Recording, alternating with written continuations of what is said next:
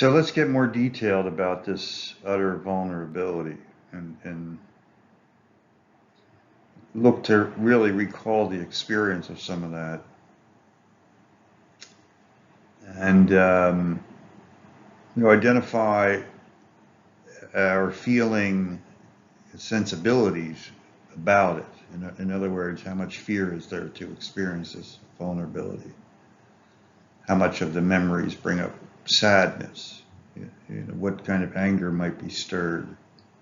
And then, of course, if there's guilt and shame and disgust, how's the self-esteem potentially threatened in the space of this vulnerability? Like, what are you afraid? What are you most afraid of having to experience emotionally? So each of our inner children, the inner child for each of us, has a certain sensibility in a kind of general way that's been a formed impression through a process of learning over the course of development. As a child, you learned how much you hated fear.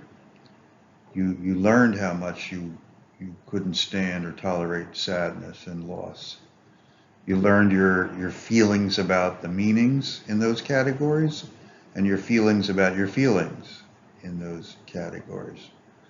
And this is where the vulnerability was met by the teenager process, developing defenses accordingly.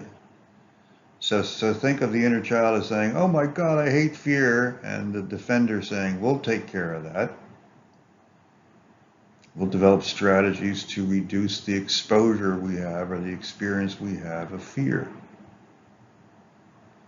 Now, this is not a conscious internal discussion necessarily that takes place. It's kind of automatic.